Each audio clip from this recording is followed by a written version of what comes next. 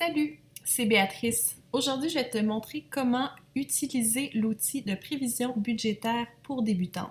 Je vais commencer en procédant à l'achat sur la boutique. Donc, sur la boutique, c'est simple puisque c'est un des meilleurs vendeurs en tout temps. L'outil de prévision budgétaire personnelle est facile à trouver juste ici. En cliquant plus d'infos, j'arrive sur la page de vente de l'outil. Tu vas trouver ici toutes les informations sur l'outil. C'est super important de les lire pour t'assurer que tu pourras profiter pleinement de l'outil. Si jamais tu avais des questions supplémentaires, tu vas trouver au bas de la page des captures d'écran. Si tu désires acheter plusieurs outils, tu vas trouver ce qu'on appelle des bundles, donc des outils groupés juste au bas. Et tu retrouveras également de l'aide pour compléter la transaction, la politique d'achat de la boutique, la politique de vie privée, la FAQ, la foire aux questions, où il y a réponse à vraiment toutes tes questions. Donc, si je retourne en arrière sur la page de l'outil de prévision budgétaire pour débutantes, je vais maintenant procéder à l'achat. Dans ce cas-ci, je vais seulement mettre une chose dans mon panier, mais il aurait été possible d'acheter plusieurs choses en même temps si c'est quelque chose qui t'intéresse. Je vais procéder au paiement. Je dois commencer en indiquant mes coordonnées. Il est également possible de payer par PayPal si tu as un compte, c'est plus rapide. Je dois ensuite indiquer mes coordonnées, même si c'est un outil numérique, c'est important d'avoir ces informations-là puisqu'il y a un paiement par carte de crédit.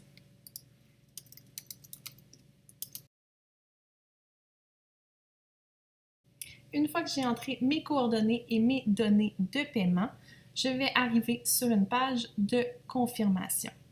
Il est également possible de le télécharger directement à partir de la page d'achat, mais tu vas recevoir un courriel. Si tu gardes ce courriel, tu vas avoir accès à toutes les informations en tout temps. Tu n'as pas besoin de sauvegarder cette page ici. Donc, si tu vas dans tes courriels, tu vas recevoir 2 courriels de la part de Boutique Béatrice, info@béatricebp.com. Dans mon courriel, ça semble un peu étrange parce que c'est moi qui les envoie, mais je t'assure que ça va bien être indiqué Boutique de Béatrice. Je vais regarder le premier qui est en fait ton reçu d'achat. Donc, tu as ici le coût que tu as payé et toutes les données importantes. Dans le deuxième courriel, tu as l'outil que tu t'es procuré. Tu as le nom de l'outil ici. La plupart des outils sont en fait des fichiers zip, ce qui me permet d'envoyer plus qu'un achat à la fois. Si jamais tu as des questions, tu vois que j'ai laissé quelques liens au bas du courriel pour que tu puisses t'y référer et tu peux toujours répondre afin de m'envoyer tes questions par rapport à ton achat. Pour télécharger l'outil, tu n'as simplement qu'à cliquer le lien. Ça va t'amener sur mon site web où tu pourras cliquer Download. Malheureusement, je n'ai pas trouvé comment mettre ce mot en français. Tu vas ensuite aller dans tes téléchargements et tu vas trouver ici l'outil que tu as acheté. Donc, tu as 2 choses. Les instructions, je t'encourage bien sûr à les lire, ça devrait répondre à vraiment toutes tes questions. Donc, section sommaire, revenus, dépenses, comment utiliser le document. Tu as toutes les informations nécessaires pour l'utiliser juste ici. Ensuite, l'outil. Donc, la grosse affaire, on se lance. Pour utiliser l'outil, encore une fois, j'ai réindiqué les instructions juste ici. Je t'encourage pour commencer à aller regarder l'exemple. Ça peut sembler un peu épeurant, là. Il y a beaucoup de choses qui sont écrites ici. Il y a du rouge, il y a des flèches, il y a des données. Mais prends une petite respiration, tu vas voir, c'est finalement plus simple que tu pourrais le croire. Les notes servent à illustrer l'exemple que nous avons fait, qui est un exemple totalement fictif, simplement pour t'expliquer un petit peu comment l'outil s'utilise. Donc, par exemple, ici, le rouge sert simplement à facilement, visuellement, pouvoir voir que le budget est déficitaire. Le nom de l'outil le dit, c'est des prévisions budgétaires et non un budget à utiliser au jour le jour. Cet outil, tu vas l'utiliser quand tu vas faire un budget pour la première fois pour voir si ce que tu as en tête est réalisable et si ça se rapproche de la réalité. Pour faciliter la tâche, comme tu peux voir, il y a des fréquences prédéterminées afin que tu puisses facilement utiliser l'outil pour que ce soit le plus facile possible. C'est-à-dire que si tu es payé de face à toutes les semaines, à toutes les 2 semaines, à toutes les mois, peu importe, tu n'as pas besoin de savoir dans l'année ça fait combien. Tu n'as qu'à indiquer, dans ce cas-ci, on a mis 560 $ à toutes les semaines, 52 fois. Donc, à toi de voir qu'est-ce qui est le plus simple pour toi. Tu as des sections pour les revenus, ensuite les dépenses. Je ne vais pas passer à travers toutes les petites bulles d'information, mais l'idée est que tu en as plusieurs ici pour t'aider à utiliser l'outil le plus facilement possible. Ensuite, si on se continue avec l'exemple, il y a le visuel de l'exemple. Si tu es visuel, moi je sais que je le suis, des grandes colonnes de chiffres comme celle-là, c'est beau là, mais à un moment donné, ça peut devenir un petit peu overwhelming. Donc, dans le visuel de l'exemple, tu vas pouvoir avoir vraiment quelque chose qui a du sens. Ça, bien sûr, c'est notre exemple là, qui a été fait un petit peu au hasard. Donc, c'est peut-être un petit peu n'importe quoi d'avoir plus de dons que de plaisir de la vie. Là, c'est pas très important dans le cas qui nous concerne. C'est vraiment juste de voir que tu as accès à toutes ces données-là. Revenus, habitation, remboursement, donc toutes les catégories qui ont été identifiées, tu les retrouves ici, puis ensuite tu vois qu'est-ce que ça représente sur ton total. Donc, ça peut être super intéressant afin de voir visuellement, là, de voir où va ton argent réellement. Une fois que tu as compris ça, c'est le temps d'aller dans les prévisions budgétaires. Donc, tu as le même template devant toi, mais il est vide, donc c'est à toi de le remplir. Donc, moi, je vais faire un autre exemple totalement au hasard.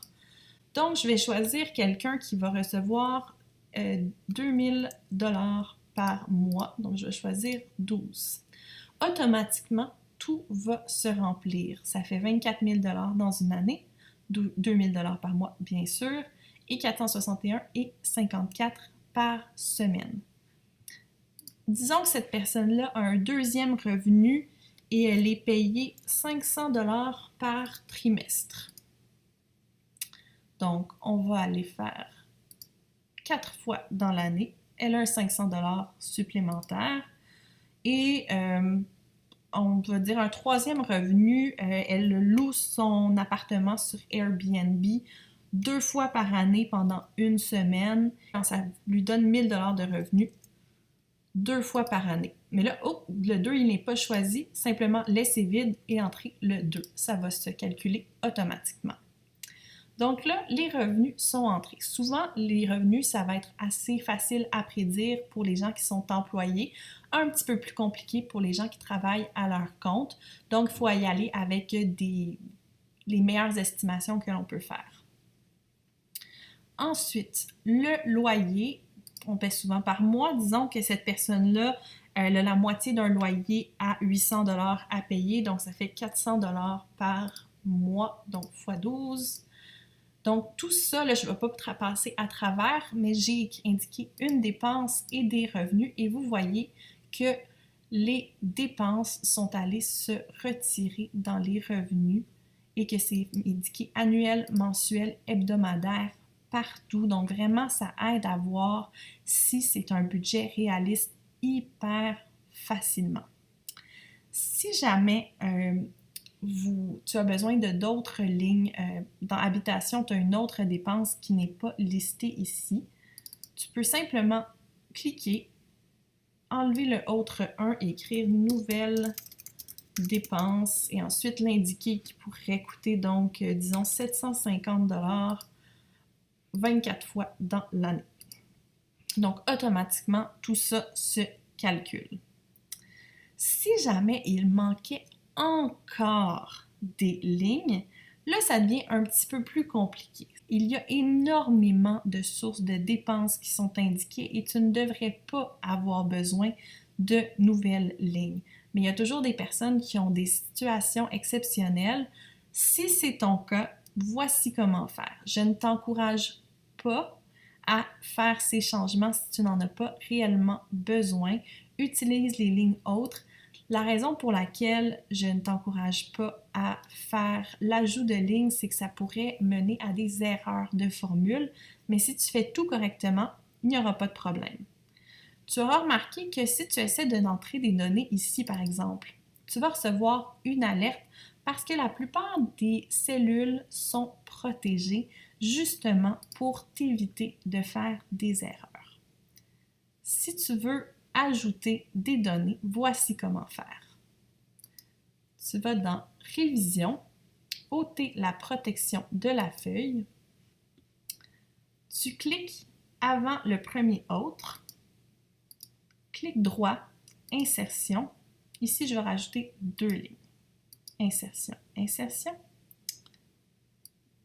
Je vais tout surligner ici. CTRL copier, CTRL V. Donc, en fait, moi, je l'ai dit avec les raccourcis de mon clavier, donc CTRL C, CTRL V pour copier et coller. Ensuite, je vais rajouter nouvelle dépense ici et nouvelle dépense 2. Je vais ajouter un montant ici de 67 $ une fois dans l'année et 150 $ dans l'année. Donc, tu vois qu'ils sont allés s'ajouter ici au totaux. Pour éviter toute erreur, je te suggère de reprotéger la feuille. Tu n'as simplement qu'à cliquer OK et ensuite tu vas voir, tu peux de nouveau cliquer ici, mais pas là. Donc, c'est pour ça que je t'encourage à le faire correctement pour éviter les erreurs, mais c'est possible de le faire. Donc, j'espère que cette vidéo va t'aider à utiliser cet outil de prédiction budgétaire. Par la suite, j'ai d'autres outils qui pourraient t'aider sur la boutique. Je te laisse le lien juste ici, c'est le blog de beatrice.com/boutique. Tu n'as qu'à descendre dans la boutique, aller chercher les outils numériques et tu vas voir qu'il y en a plusieurs pour différentes utilisations dont tu pourrais avoir besoin. Dernière chose que je vais mentionner, tu remarqueras que pour tous mes outils, il y a un tarif régulier et un tarif pour abonné. Si jamais l'abonnement est quelque chose qui pourrait t'intéresser, ça te donne 50% de rabais sur tous les achats que tu vas faire sur la boutique. Si tu as des questions, n'hésite pas à me contacter. Merci énormément d'avoir regardé cette vidéo et de ton intérêt pour l'outil de prévision budgétaire. À très bientôt!